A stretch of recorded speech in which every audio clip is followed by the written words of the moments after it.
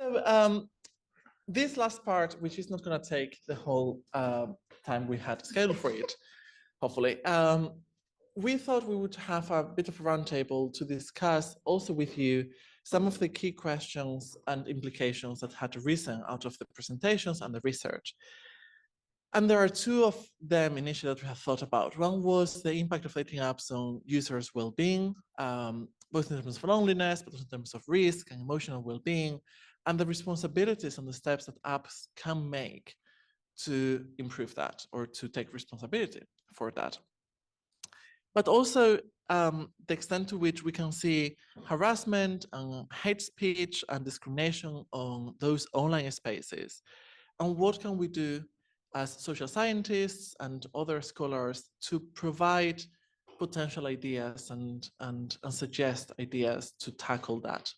So we have quite a good roundtable with some key people who had worked for ages on dating apps for a long time. Ages. Well, all the old people are that. I mean, I obviously just.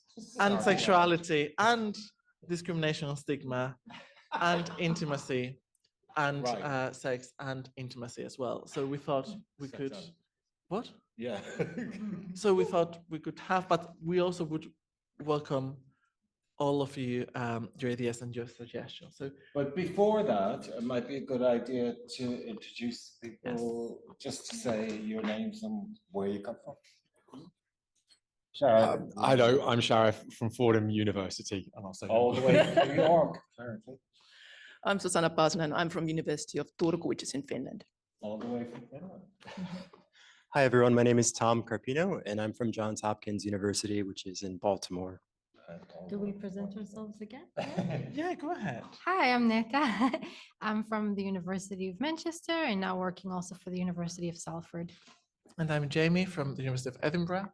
I'm Brian from the University of Manchester. But I think we wanted to start, I think we agreed yesterday, that we would ask our guests to just give us a little bit of reflection on what you've been listening to and to tell us how crap we are at our jobs. No, yeah, or, you know, to point to what you think was interesting. If there are any kind of policy stuff, great. If not, that's great too. Now we have to pass the microphone to whoever's speaking, apparently. No, I've guessed a lot. I mean, there's a lot, obviously, in the project, but there's a lot that you haven't processed yet. So unless you really feel for like a masochistic Friday afternoon, the listing of things you haven't done, of which you are very aware of, maybe that's not really necessary. But what I found interesting, and we were talking about this yesterday, is that there's like this kind of reverb or echo from research done a while back on the kind of frictions and kind of like disgruntled users, like Elijah Cassidy's PhD on well, gay men and dating or hookup apps and then social media more broadly. This kind of participatory reluctance, like you take part, although you would maybe prefer not to within these conditions. You maybe don't like the platform, you don't like the platform vernaculars, you don't like the people on the platform, you know, and you're still kind of doing it. And some scholars of the more kind of German Frankfurt School persuasion would sort of say that this is like enlightened false consciousness, whereas I would really say that this is like a fact of life.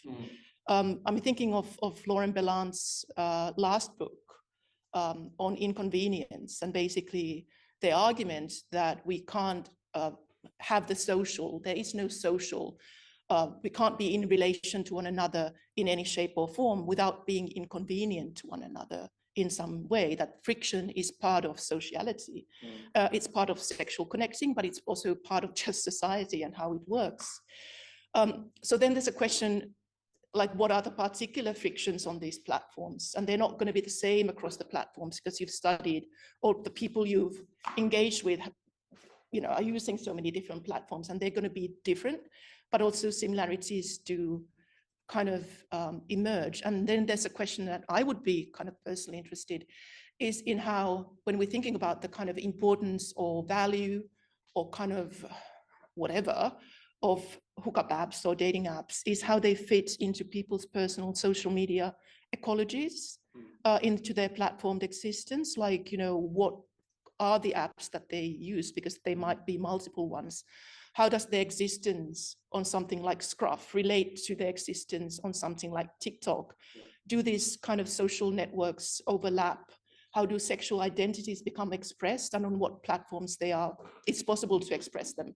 Because I mean, with the deplatforming of sex, good luck trying to do that on Meta's platforms, for example, or on TikTok. They're not really, they're allowing for different gender identifications, some of them, but not for different sexual identifications. Facebook dating is a wonderful example. You can look for friendship, you can look for romance, but you can't look for sex. When you sort of log in, you have to, there's no one uses hookup apps for sex. Apparently, it's not something that is done.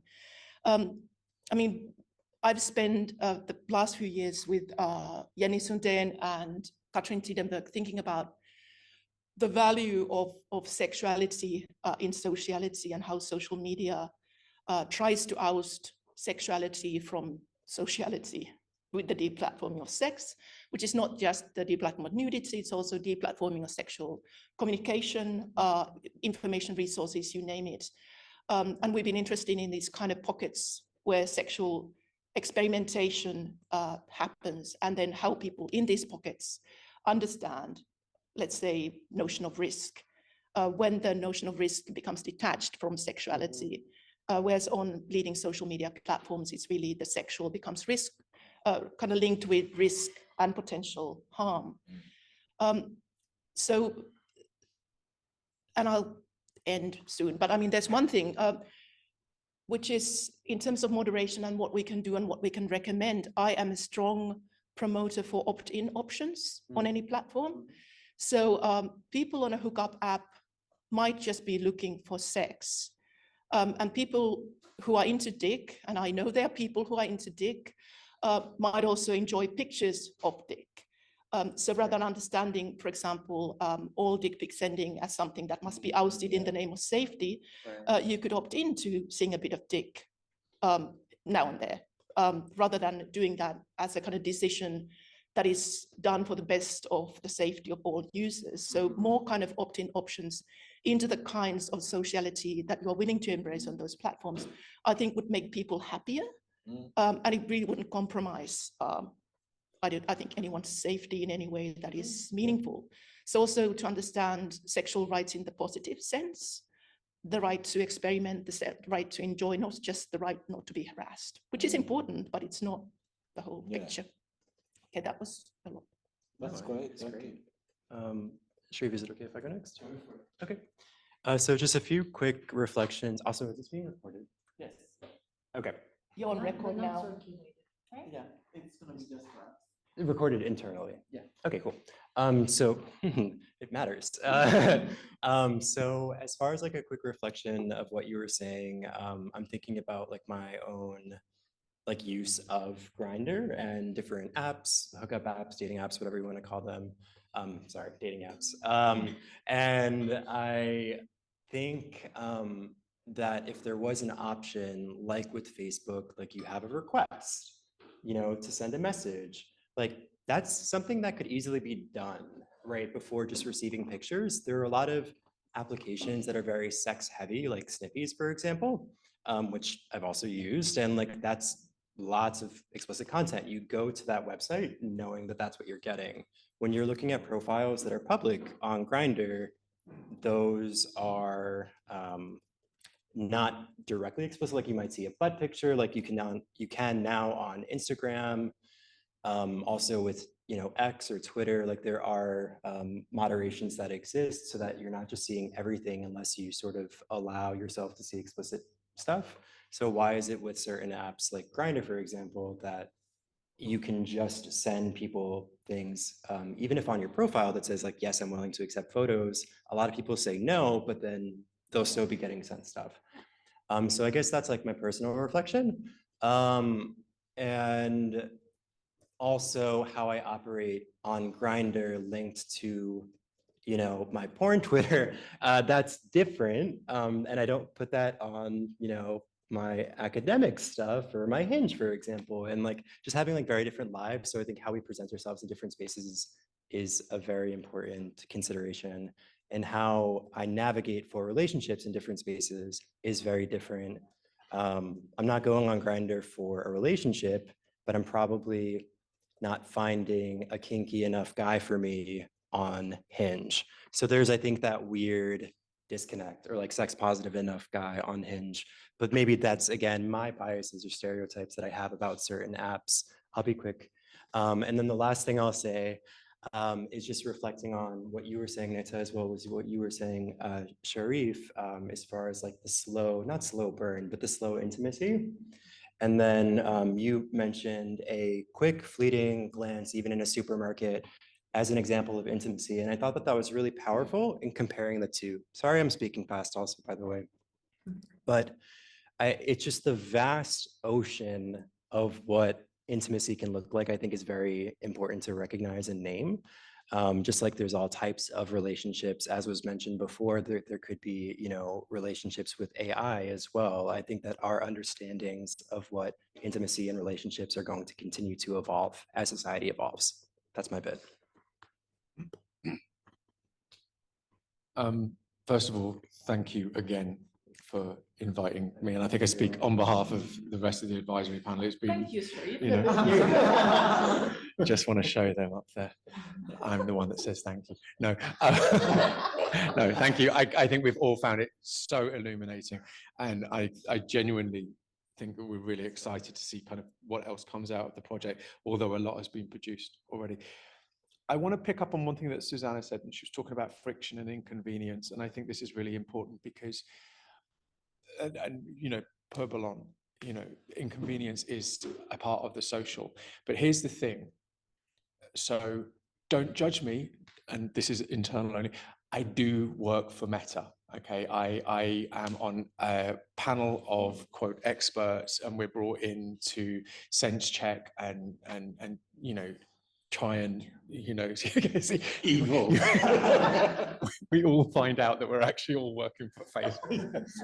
And I've been introducing to them the idea of putting grit in the system, okay, building friction into the system, because and this is antithetical to social media. And this is not just the companies want to provide us with a frictionless experience, but the thing is, as users, that's what we're also demanding as well. I remember a website that I used very heavily, where every single photo that you use, you uploaded, and a physical person moderated that, and you waited sometimes 2 days before that. Could you imagine what that would look like? Like that's, no one is going to stand for that. So as users, we have to take some responsibility. What we had in COVID, and what your research shows so beautifully, is that friction was introduced into the system, right? Okay, everything got slowed down, intimacy got slowed down.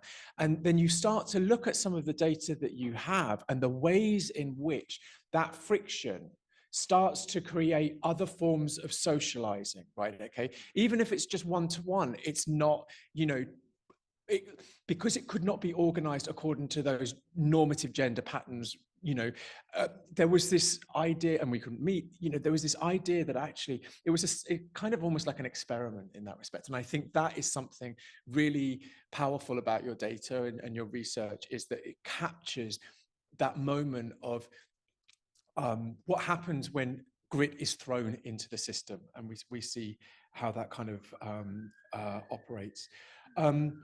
I wanted to offer you the opportunity to talk about the fact that on your loneliness scale, and I know, Brian, you've got issues with that loneliness scale and whatever and stuff. Putting that aside, and I agree with you, there's issues there, but bracketing that off, it was the case that across your demographics, it wasn't that they were going back to a level of loneliness. Their loneliness scores dropped to below pre-COVID levels. And I think that's really interesting. Maybe it is just the temporary bounce back, everyone's socializing, but I think that's also really interesting. And then because Professor Paasonen is here, I couldn't help thinking about pleasure. If you don't know Susanna's work on sex and play and pleasure, and I'm just interested whether you had any sense off the top of your heads, your memories of reading through the transcripts and looking at the data and so on and so forth, of where pleasure operated within this, because I agree with everything that's been said. A lot of people kind of complain about the apps that they are using, but I wonder whether pleasure, play, anticipation came into any of those discussions. Sorry, there was a lot there, but thank you. I'll pass that back. Yeah, go on. Can I actually really quickly just comment on one thing that you said? Would that be okay? Mhm. So as far as the perceptions of loneliness over time, I think what we see in a lot of depression and mental health work in general is that typically,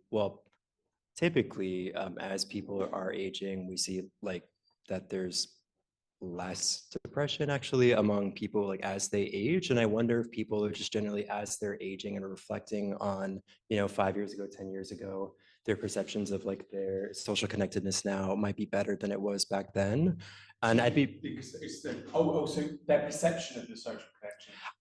either one. It might be their perception of social connections now are better than they were, or it might be a testament to what we see in trends in mental health in general, in that people, as they age, I think to a certain extent, are becoming less depressed, more socially connected. We're only Finding talking more about a joy. few years here. Well, I think Are there's, we? yeah, Because it's COVID. pre-COVID, right? You were comparing pre-COVID to currently, but we don't specifically define what pre-COVID was. sorry, I'm talking about the dip that never goes back to the, pre-COVID, yeah.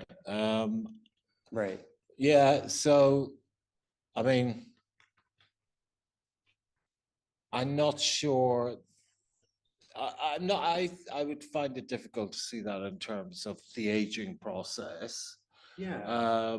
Or the life course. Mhm. No, but that's fine. I mean, yeah, it's an interesting point, of course. I mean, I think is it also about an appreciation of what you have? Yeah. I think for a lot of, I don't, I think whether it's true or not, for a lot of people, there was post-COVID a greater appreciation of what they had. And I think that possibly was reflected in our data because we undertook this study when? January 2023. Yeah, so the pandemic restrictions were over. I have no memory. June 2022, it depends on. Yeah. So it was a quite recent thing. And that's the part I was thinking about as That makes opposed to sense. the longer term aging process. Yeah. Yeah, because to my mind, it seems that like is this the bounce back, as it were, right? And it would be not that I'm suggesting that you should do this, but it would be really interesting, like a year on from that. It's like, does that, was that actually the kind of the freedom, the honeymoon period afterwards, and then we've gone back to those things. Yeah. Can I suggest something? Yes, of course. If you have the emails of the participants who took the surveys, you're shaking your head now. If you can contact the survey company who did do the survey, it would be really, I think, useful to see what their loneliness. Well, actually, honestly, basically doing a replication of the survey that's a little bit modified to Well, see. Jaime could do that, but I'll be retired. Yeah, sure. Yeah, No yeah. way I'm doing that. Right, but I think you I'm would joking, answer sorry. a lot of these questions, though. I mean, I agree that's though not feasible because we didn't consent for that. Okay. But I agree there's an element there of over time how, and that's something we talked about initially in the project, people's practices and dating apps change over time. But I wanted to go back to what I think it was Susanna or Sharif said, this idea that no one uses hookup apps for sex. That's something we encountered in the data time and time again. Very few people acknowledge looking for sex in dating apps. I was talking in the last break with someone, I don't remember whom, sorry, that we just don't talk about sex. There is a stigma in sex itself or around sex itself.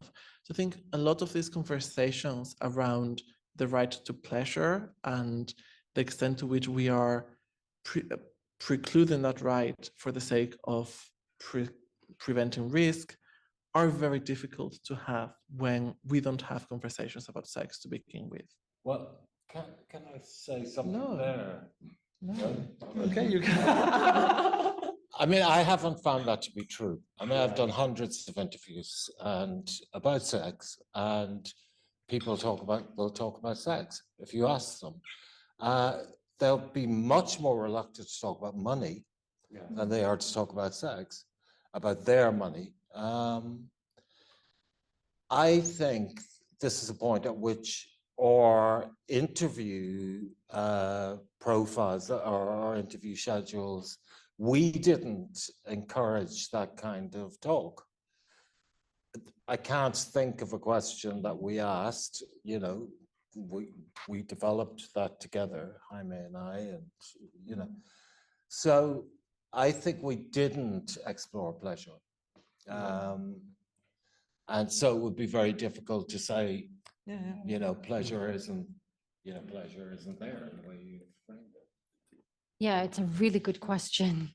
And as I was trying to both listen to what everybody was saying and also think about examples when people expressed pleasure during the interviews, the only thing that came up to my mind is, and it's going to sound a bit bad, but I think they gained pleasure from talking shit about other people. And saying how other people are pathetic on dating apps, but I'm I'm the best person anybody can date. Not exactly like that, but it won't be circulated. So I'm not offending any of my interviewees who are great. But yeah, I think there was a bit of pleasure saying how it's so difficult to find love because everybody is not up to my standards. It's Yeah. a little bit like hate watching, right? Yeah. You know, which again was also, you know, something that had a particular prevalence in the pandemic, right? There's that these objects, whether they be televisual films or dating apps or whatever, where it's like we kind of love to hate that actually the ambivalence and the negativity we have towards them is actually possibly part of the pleasurable interaction with them. Yeah, I mean, that was definitely the case. We now in one of our projects, we interviewed altogether 70 also users of sexual platforms in Sweden, Estonia, and Finland. So people who are active participants in sexual platforms. And we asked them about pleasure, and they were like, nah, it's not really, I would say, displeasure using this platform. Very similar, kind of bitching about, you know, I hate the platform, I hate the admin, I hate the users, and I'm still here. So I guess, yeah, I met my wife through, yeah, we had a child, and I guess there's value to, yeah, I probably should, you know, give them some credit. But it was really like the enjoyment or pleasure. They would downgrade and say there's some kind of like titillation to it. Yeah, I like watching pictures of naked people. Like, yeah, there's something about that, and I get, you know, kicks off from showing off my body, and hooking up and stuff like that. But they would, the kind of pleasure, enjoyment, that would be too strong a term when talking about the platform itself. And then it was interesting because we did ask them about the social media ecology, kind of like, you know, how do these circles that you have on this, let's say, King platform, do they bleed over to your other, you know, and for some they absolutely did. There was like transparency, and for many they absolutely did not. But they would talk about the limitations of something like Tinder, how ridiculous it is that you can't, you know, discuss your likes openly. So you have to link out from the app, and you can't really share the kind of like, if you're hooking up, and what are you into, what are you like? You actually can't communicate, like, you know, what kind of an app is that? So they were very kind of vocal about the limitations of the different, I mean, let's say the Finnish sexual site that they use, it's like everyone said it looks fucking awful. It should belong to the Museum of Technology, because it's a website that hasn't been redesigned since 2007, but it still has the kind of functionalities.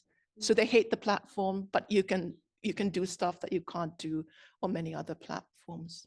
But pleasure, I mean, they didn't think it was about pleasure, the platform as such. So I 100% agree with you. And I think that there might be a dynamic here going on between platforms and spaces that are created for specific communities, and maybe not specific communities, but people who are engaging in those activities or practices. And I think a lot of like Dr. Wignall's work as well, and like community versus non-community participants of kink, for example. And so like as I was talking about what I was talking about, and then as you were speaking, I was thinking about the utility of recon or apps or platforms that are specifically designed for throat fucking or for piss play or for scat play.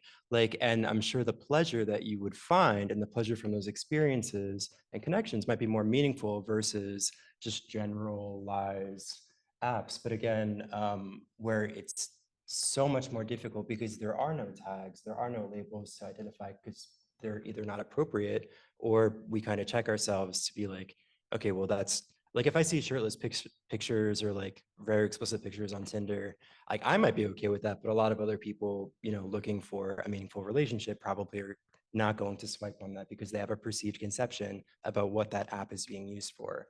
So I think like dating apps and platforms, there's a lot of similarity, but I wonder if there is a distinct like separation in some capacity. I don't know.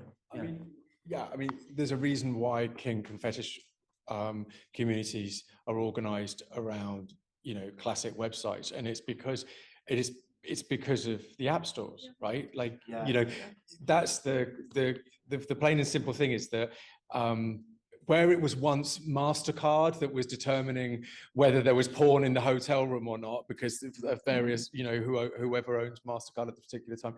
Today, this is Apple and this is Google, right? And they are the ones. And so we saw this migration. Sorry, and it's still MasterCard too. You're right, actually. But oh yeah, no, absolutely, of course, yeah. And so we saw this with, you know, saw this also with. Oh God, I've forgotten.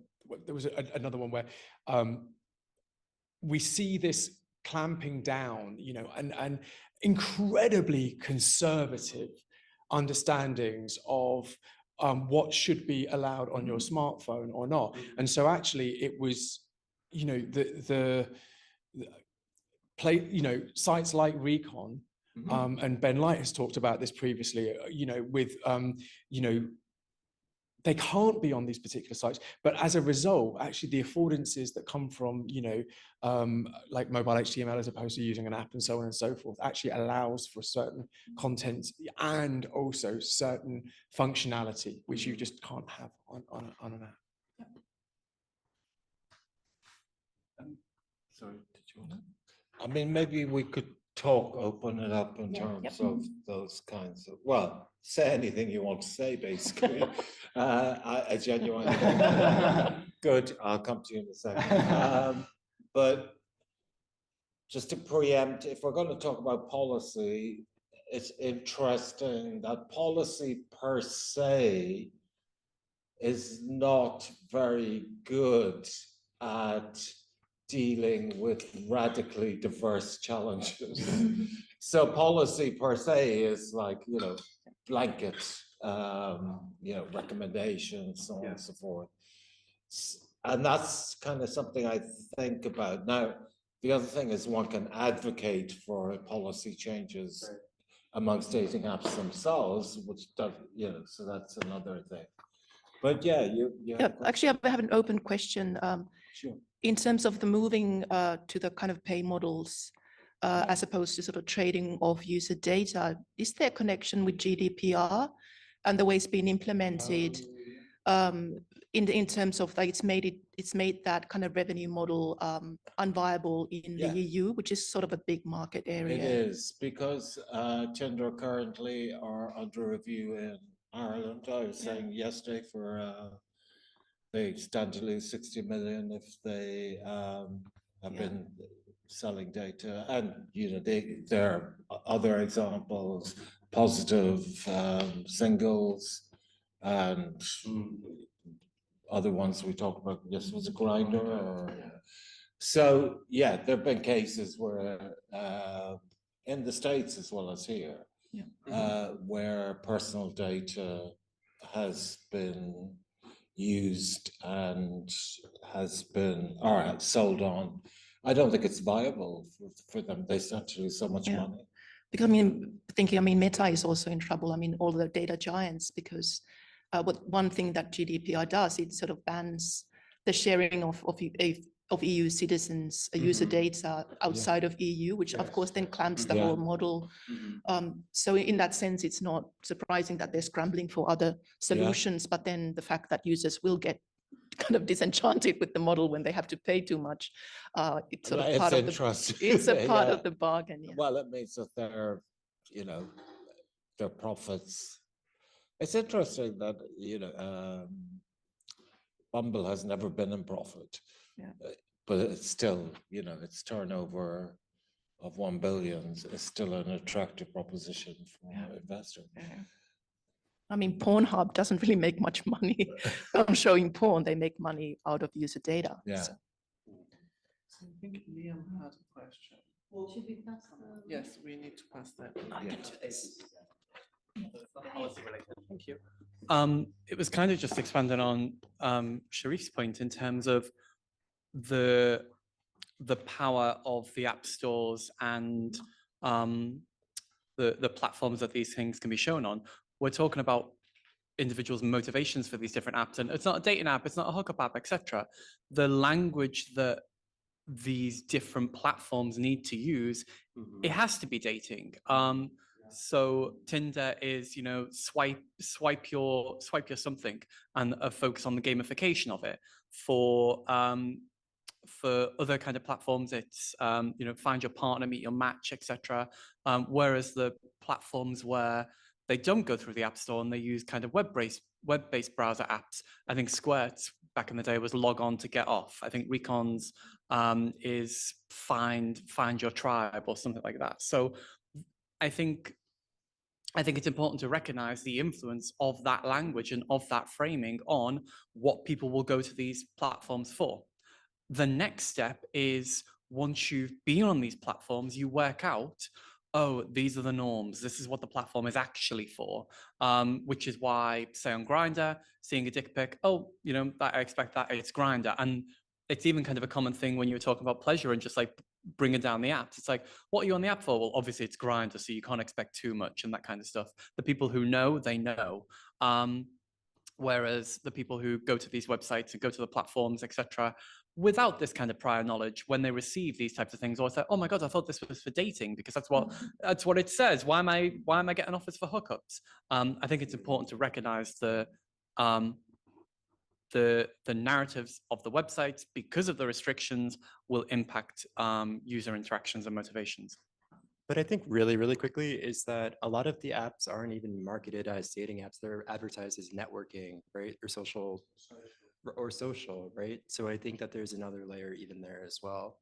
But I think it depends on what, again, it comes back to the app stores and that kind of stuff. Like, what category do they want to go into? If they go into the social, they're then competing with Facebook, LinkedIn, all that kind of stuff. If they go into the dating, they're competing with Tinder, Bumble, etc. So again, There's also a complication there about what we mean when we say dating, what we mean when we say social, whether those labels are applied by the App Store, whatever. There are complications, and even on Grindr, they tried to implement a tag system couple years ago. So you can select out of probably like 50, 80 tags, including some of them which are dating, but some of them are networking. Some of them are around housing.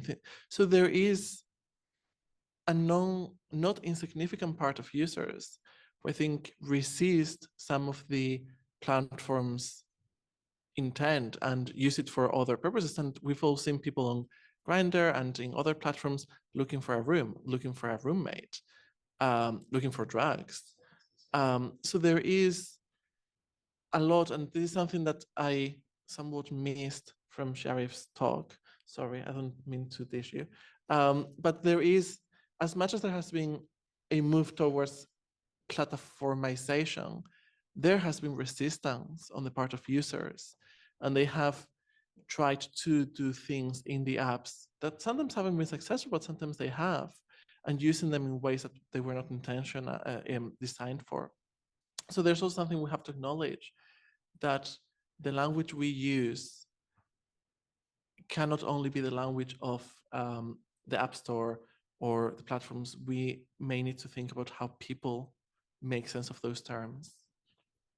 I mean, that links back to the kind of, the post-structural idea of power, really about, for Foucault, power is, power and resistance go hand in hand. But, there is always resistance. And yeah, so it's not like, power is a thing that's done to people, as we all know. It's something that's productive, but it can be productive in what we view as enabling ways, or less enabling ways, or less agentic ways. So. But then is it detrimental to think of it as resistance, or can it be reframed as creativity? That these apps, these platforms are meant to be used one way, and the people are realizing that I'm thinking selfishly of my Twitter article where I talked about the subculture creating online profiles on Twitter for their pub play, for sex, for social reasons, etc., creating this online sexual subculture. I never frame that as a form of resistance. I frame that as affordances, and the idea of the individuals already have Twitter was great. There's an app on the phone, people know how to use it, you have picture, media, multiple profiles. This just is so useful and leans itself so well into creating this online subculture. It wasn't, let's fight back and sexualize Twitter. It was, let's multiply the ways that we use Twitter. Yeah, but if you think of resistance not as just always political resistance or kind of bring down the power, because you don't see power like that. Power doesn't work like that. Resistance is like, when two forces might meet each other, there's a resistance. In a way, it's what you were talking earlier, when there's something thrown into the mix, it produces things. Resistance is productive. So you see it more as a kind of molecular kind of resistance than a kind of a self-conscious, we are out there to bring down the power. You know what I mean? And that's the kind of Foucauldian understanding ultimately of power and resistance. Sorry, you. You wanted to speak? Sorry. Yeah, sorry. Yes. Thought you were. You talk about policy, maybe also reflecting. Is like I'm Arendtian at heart. Banality, evil happens out of banality, not of malice. And there are dating apps now pretending to be networking apps, and then people being on there pretending to be dating, whilst everybody knows what's happening, but we have this mirage because possibly the same people who are then, if Grindr was going to rewrap itself as a hookup app, some of the clauses used of Grindr would be the biggest. I'm like, how? What? This is a hookup app? How dare it be? And anyway, the question I really have is, how have you played this game when applying for funding?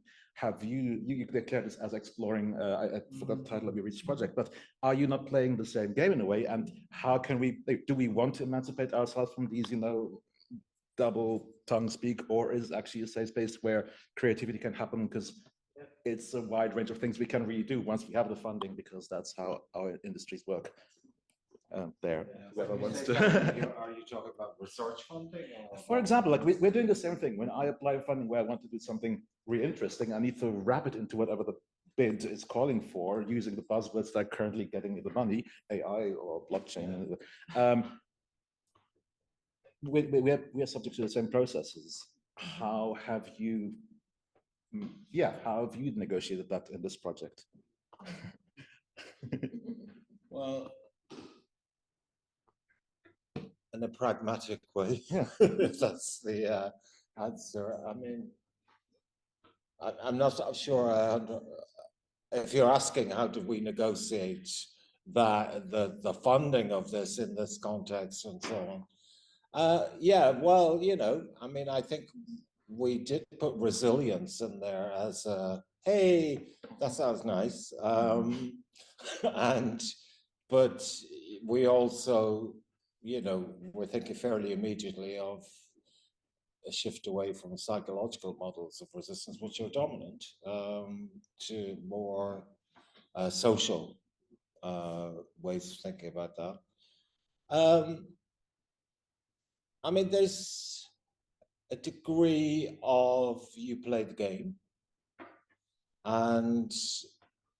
but of course you play the game, and then you produce what you want to produce from that.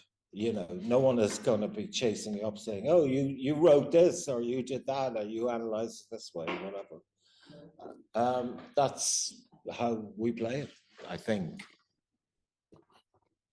So I agree with you, Brian.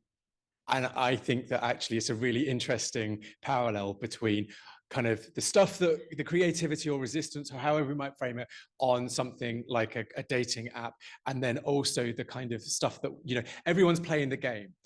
Here's the thing, everyone's playing the game until it is exposed in the Daily Mail. Either, oh my God, men are meeting for sex while taking drugs and whatever and stuff like that, and that's a horrible, you know, this is a terrible thing. Or Manchester University used ESRC funding to just publish, you know, and that's where this plausible deniability comes in, right? So I do think that, and again, and even with Twitter, it's like they're letting everything fly until such a point where there's a complaint, and then they shut it down. And what we're seeing actually with Twitter at the moment is just a massive kind of attack on LGBTQ, not even sex related stuff, but like LGBTQ, like businesses and so on and so forth going on.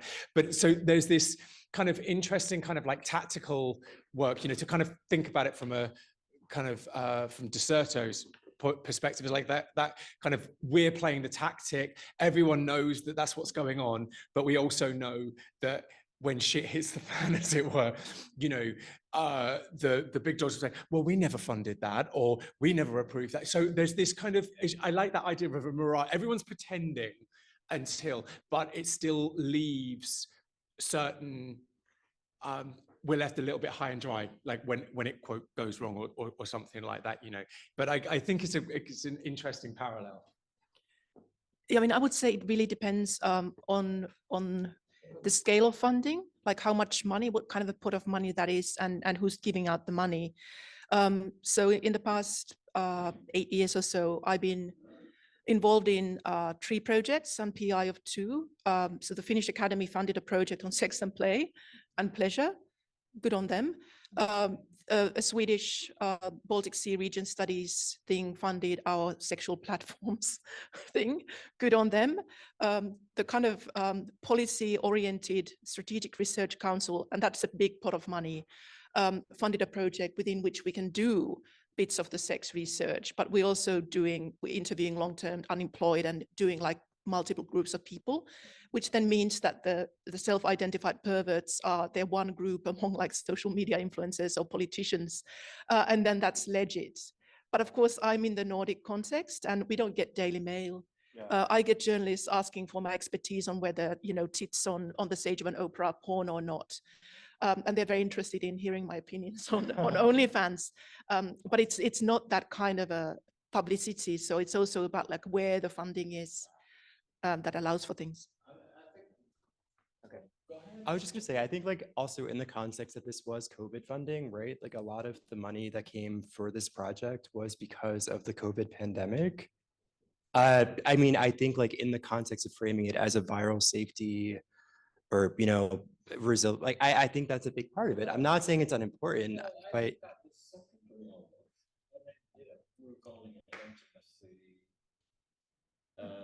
the call was for COVID-related projects, right? No, it wasn't. I wasn't, sorry. I mean, initially it was, the first one we applied to was COVID. We didn't get it, but I do think that without the COVID element, I'm not sure we would have gotten this project, honestly. Well, yeah, but I mean, that was because we made it central to the whole thing. I mean, you know, I mean, I've had other funded projects for quite a lot of money. This was a lot of money. So I don't, I mean, I think there's, you know, you have to, well, I feel if you want to do the work you want to do, you have to be strategic and frame it in the ways in which it's most likely to be funded. And one of the ways that I've funded most of my research is by not just talking about LGBTQ experience, but in linking that to heterosexual experience. So for me, so that is the kind of, for me, that's been the trick. And that's probably what my work would be known for by the reviewers, you know, that, oh yeah, here's the guy who does stuff. It's interesting and he's applying it to heterosexuality and he's, you know, so that's a strategy, you know. It's also very interesting because in a sense, LGBTQ is interesting experience. When you don't have anything to compare that to, except internally, it actually, you know, your questions about heteronormativity and how heterosexuality and gender work kind of happen in a blank space, you know, or an emptier space. And I would say that we're not alone in doing that, right? We do that for when we apply for funding, we do it when we apply for writing a book, we do it when we make our cases for promotion, and NGOs and community organizations do it when they apply for funding and then they want to run the projects, the programs they want to run. Even governments, government agencies doing when they apply for funding. My concern, and I echo Sharif on this, is not with the academic processes of reviewing, which, because of the characteristics, often allow you a space and time to make your case in an articulate way, whether they will read it or not. But my concern is with university management bending over far-right media and pundits. And we've had that in this university and in many others. And I think that's my concern, that in those other spaces, we are not given the space and the time to make an argument and explain why this, and management is not allowing us to do that. So in that, my concern is also not that things are not being funded, it's that things are not being applied for, because there is a fear that either it won't be funded or that by the mere act of applying. My PhD probably today wouldn't, or in the aftermath of what happened here in Manchester, wouldn't have been funded, or I would have been encouraged not to apply with it. And that's just very sad, but that's it. Yeah, I wanted to go back to policy for a little bit. Sorry, I mean, that sounds so pointed. But especially in the UK context, like having tracks like the redrafts of the online safety bill, well, it was the online harms bill, then the online safety bill, and now it's the online safety act, and looking how a lot of that act very specifically was framed through terrorism and child protection, and it was really useful for me to engage with those through Lisa Duggan's work of neoliberalism in terms of terrorism, and Lee Edelman's work in terms of the child and looking at how they use this like political ceilings. And so I think a lot of the work that we do is often placed in those situations, and it makes it very difficult for us to engage with policy. And so I wanted to know how you've tried to, if you've tried to bring policy quite centrally into your work in order to create like impactful change. There's pressure on us to, as you know, it's all about impact, and that's actually even becoming more the case for the next draft research excellence framework, where impact has got a much larger percentage of the votes of the grading. So everyone, the cat and the dog, is trying to, have a policy impact. What policy impact means is the whole issue, I suppose, really. I mean, for me, and I take the kind of the academic definition of impact seriously, is that impact doesn't have to be government policy. It doesn't have to be, impact can be a local community group that changes how it does things, how it, approaches, how it educates around dating apps, use, and so on and so forth. So I think seeing it as in a broad way is kind of now we would love, of course, for someone for government to come in and say, hey, we're going to write that and say it came from your research and it's now central to the policy, the national policy, and we'd have a 4-star impact case. But really, I don't care whether we have a 4 impact case. I never did, never will. But I do care about whether the people who it matters to, and that's the people who use apps and the businesses and all of that. If you can just, make a little difference to how a key group, I mean, a long time ago, I got a very small grant, my first ESRC grant, and it was on aging and LGBT experience of aging. And at that point, there hadn't been a big study of that done in the UK. So I undercharged them, and I did this, and it was the most impactful thing I've ever done because lots of local community groups took it up. And then they started developing stuff, groups where people would go, and older people, support networks, and so on.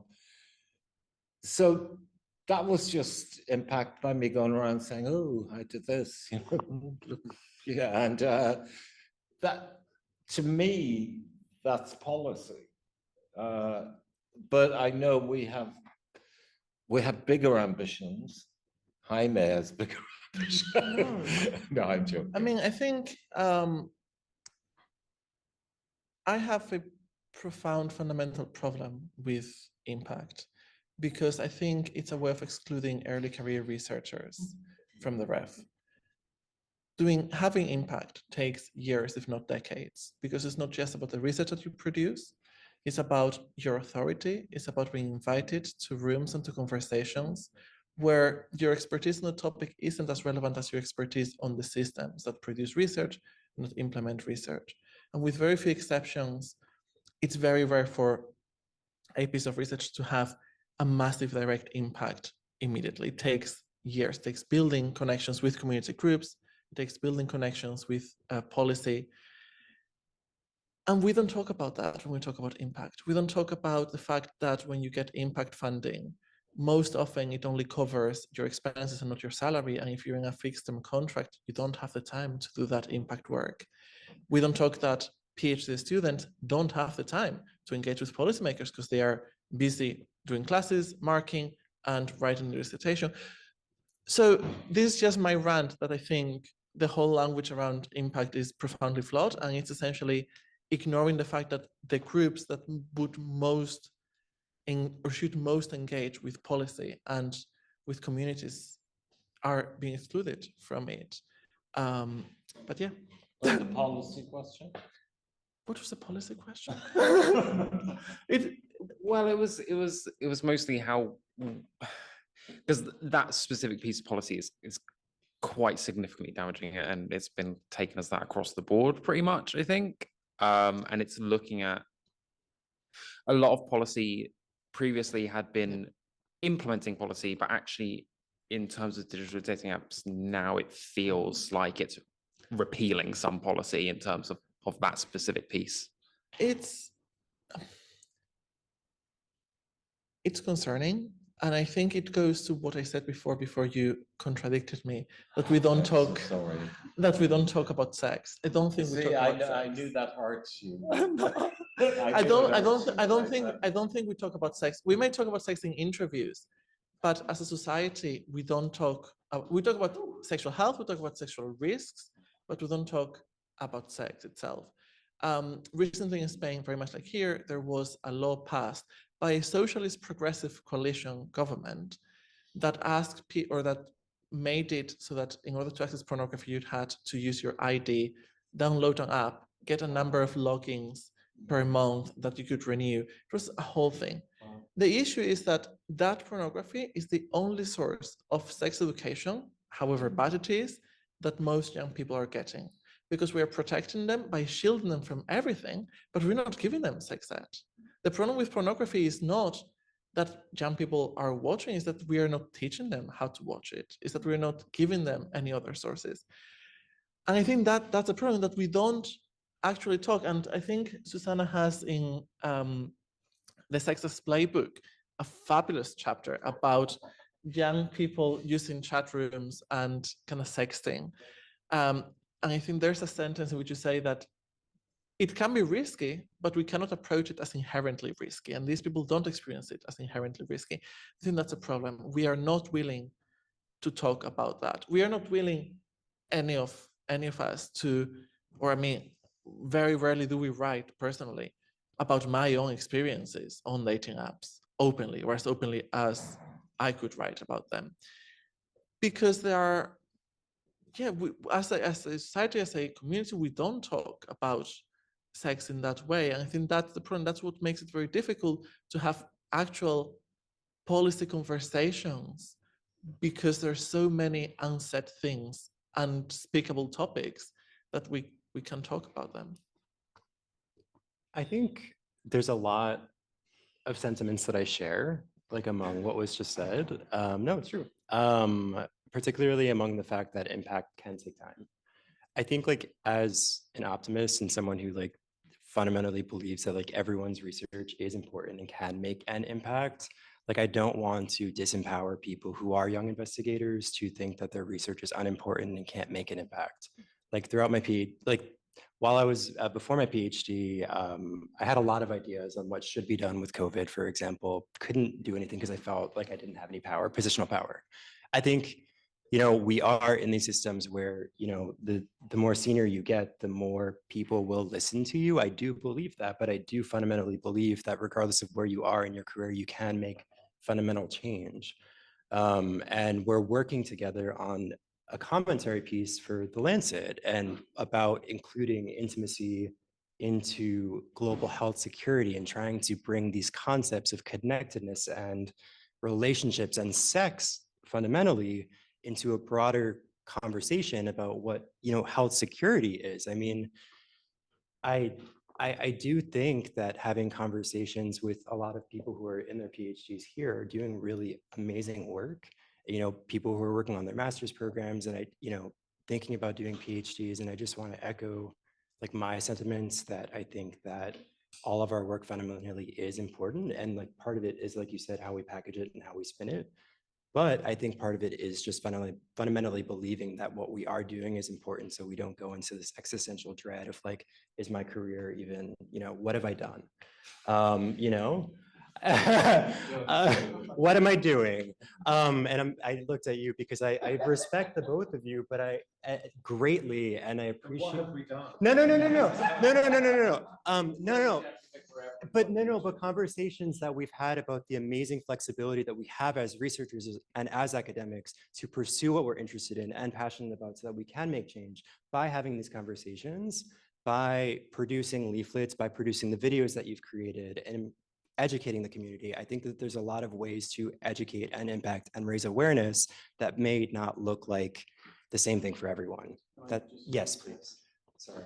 I agree with that, except I think it's policy rubbing against policy in some respects, because I look at the videos that you produce, which I love, and of course I think they'll be freely available on YouTube, and they're on OnlyFans. Well, in some respects, they might as well be, because where you actually want them is in classrooms, right? Where you actually want them. And it's the problem with that is these apps are supposed to only be used by 18-year-olds and up, right? Irrespective of the fact, and again, it's to the porn question, right? It's like, irrespective of the fact that kids are using porn, you know, that young people are using dating apps, like we seem to ignore that because the law says this is what it should be. And so actually, and I agree with everything that you've said, Brian, about impact, like impact on a local community is just as impactful, if not more so. But the impact that this project could have might actually be in some part limited, because the people that should be impacted by it, you know, for instance, you could see it as like a workshop that's like taken around to schools and so on and so forth, probably wouldn't be allowed because, oh, well, then we're admitting or we're encouraging, you know, young people to be using that. So there is also this issue about the ways in which, you know, policy doesn't necessarily get us to where we want to go, because sometimes the policy actually says no, right? The policy actually doesn't allow it. I think asking questions is a good place to start, though. I think assuming that they'll say no without actually asking is, you know, I'm not trying to discredit what you're saying, but I think that we won't know unless we ask. I think that there's a lot of really good community work being done to educate people in middle schools and in high schools around the US when there's no formal curricula or curriculum. You know, grammar, English isn't my actually, yeah, that was my major. Anyways, so just to say, I think that this could be still utilized and reach to schools. It's just a matter of, you know, if there's I'll say this political will, but also the time and effort on y'all's parts, / whoever might be willing to turn this into, you know, community or peer navigators type situations. Because if, you know, middle schoolers or high schoolers are the one leading the workshops, that's a lot better in some ways than outside people coming in. And that's how a lot of programs have been able to be successful in I'll say lower and middle income countries and stuff like that, when it were, anyways, in a lot of other contexts. Are there any more questions, comments, or anything? Because if not, Right. So I would like to say, when it comes to whether people talk about sex or not, Jaime, it's all about context. I was talking about it in an interview context. You were talking about it in a different context. So I certainly wouldn't like to upset my boss. But what I would like to say is that Jaime basically led on this project. Now, I know we both worked on it, but you know, he has really grafted on this project, and I would like to say I really appreciate that, because this is the end of the formal end of the project. And Neta came in at a crisis point in our project where the previous researcher had to leave for personal reasons, and really picked up and did such an enormous amount of really good work. So I'd like to thank you both, and to time, yeah. Obviously, I'd like to thank the three of you again, Susanna, Sharif, and Tom, and I'd like to thank you.